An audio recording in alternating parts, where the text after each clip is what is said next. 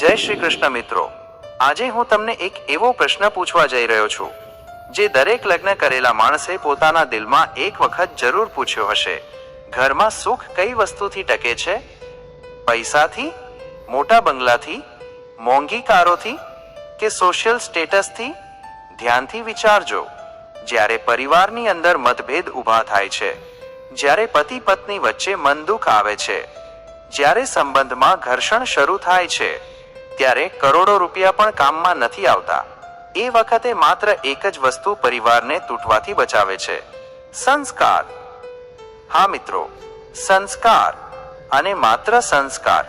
જો તમે પણ માનો છો કે સંબંધોને બચાવવા માટે પૈસા કરતાં વધુ જરૂરી સમજ, સહનશક્તિ અને સંસ્કાર છે, તો દિલથી હા જરૂર કહેજો.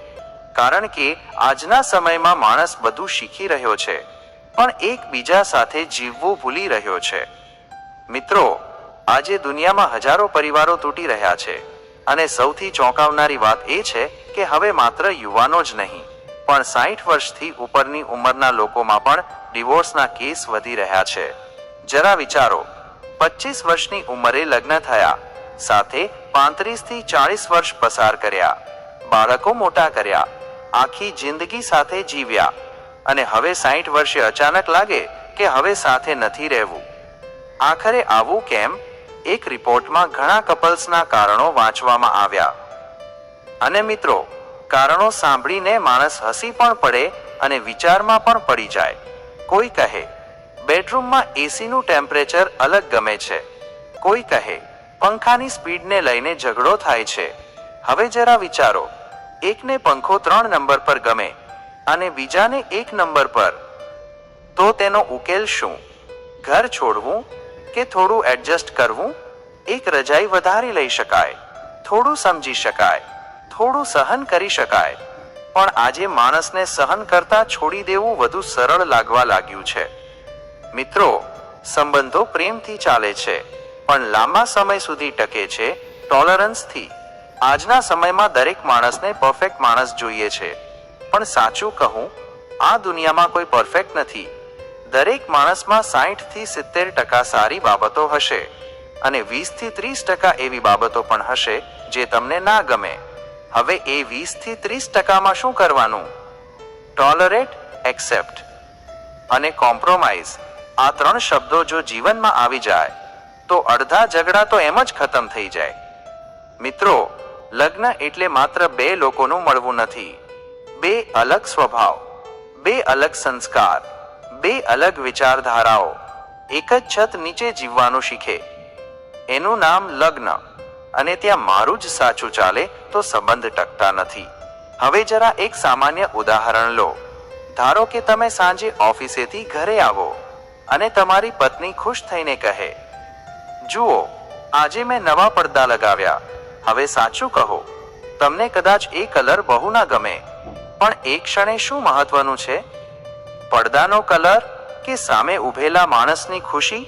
જો તમે તરત જ બોલી દો, આ શું કલર પસંદ કર્યો છે, તો વાત ત્યાંથી બગડવાની શરૂ થઈ જાય.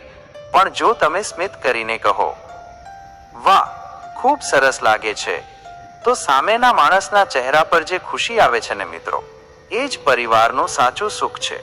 આને કહેવાય એક્સેપ્ટન્સ. મિત્રો, ઘરમાં શાંતિ રાખવી હોય તો ક્યારેક પોતાની પસંદ કરતા સંબંધને મહત્વ આપવું પડે. કારણ કે આખી જિંદગી પડદાને જોવાની નથી, પરિવાર સાથે જીવવાની છે. અને એક વાત યાદ રાખજો, જ્યાં ઈગો આવે છે ત્યાં સંબંધો ધીમે ધીમે નબળા થવા લાગે છે. આજના સમયમાં લોકો સોરી બોલવામાં હારી જાય છે, પણ સંબંધ બચાવવામાં નહીં જીતે. મિત્રો, સાચો સમજદાર માણસ એ નથી જે દરેક ચર્ચા જીતી જાય.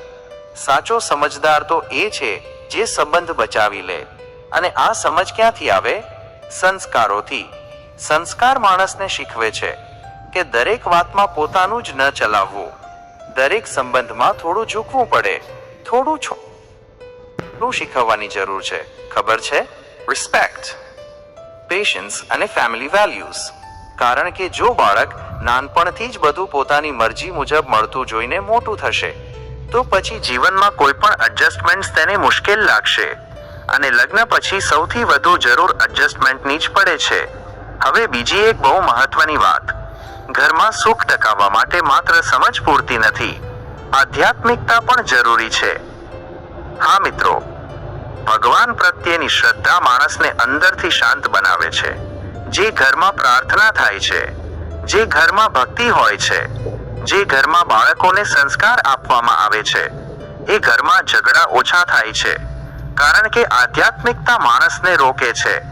ખોટું બોલતા પહેલા, ગુસ્સો કરતા પહેલા, ખોટી આદતો તરફ જતા પહેલા અંદરથી એક અવાજ આવે છે, આ યોગ્ય નથી. આ જ છે સાચા સંસ્કાર. મિત્રો, મંદિર માત્ર ઈંટ અને પથ્થરની ઇમારત નથી. મંદિર એટલે મનને શાંતિ મળે એવી જગ્યા, પરિવારને જોડતી જગ્યા, બાળકોને સંસ્કાર આપતી જગ્યા, અને સૌથી મોટી વાત, મંદિર માણસને યાદ અપાવે છે કે જીવનમાં પૈસા કરતાં પણ કંઈક મોટું છે. આજના સમયમાં બાળકોને બધું મળી રહ્યું છે, મોબાઈલ, ઇન્ટરનેટ, મનોરંજન, પણ જો તેમને સમયસર સંસ્કાર નહીં મળે તો ભવિષ્યમાં સુખી પરિવાર બનાવવો મુશ્કેલ બની જશે. મિત્રો, આપણે બાળકોને સારી સ્કૂલમાં મોકલીએ છીએ, કેરિયર માટે મહેનત કરાવીએ છીએ, પણ શું આપણે તેમને સંબંધો કેવી રીતે બચાવવા એ શીખવીએ છીએ? કારણ કે જીવનમાં ડિગ્રી કામ આવશે, પણ પરિવાર ટકાવવા માટે વેલ્યુઝ જ કામ આવશે. આજનો માણસ બહારથી બહુ મોડર્ન બની ગયો છે, પણ અંદરથી એકલો થઈ રહ્યો છે. અને એ એકલતાનું સૌથી મોટું કારણ શું છે ખબર છે? સંબંધોમાં સહનશક્તિ ખૂટવી. મિત્રો, કોઈ પણ બે માણસો આખી જિંદગી 100% એક સરખા નથી હોઈ શકતા. દરેક ઘરમાં મતભેદ આવશે, નાના ઝઘડા આવશે, પણ જ્યાં સમજ હોય ત્યાં સંબંધ બચી જાય છે, અને જ્યાં અહંકાર આવે ત્યાં સંબંધ તૂટી જાય છે. તો આજના વિડીયોમાંથી બસ એક વાત દિલમાં ઉતારી લેજો, જો પરિવારને સુખી રાખવો હોય તો 3 શબ્દ ક્યારેય ભૂલશો નહીં: ટોલરન્સ, એક્સેપ્ટન્સ અને કોમ્પ્રોમાઇઝ. અને આ ત્રણેયની શરૂઆત થાય છે સંસ્કારોથી.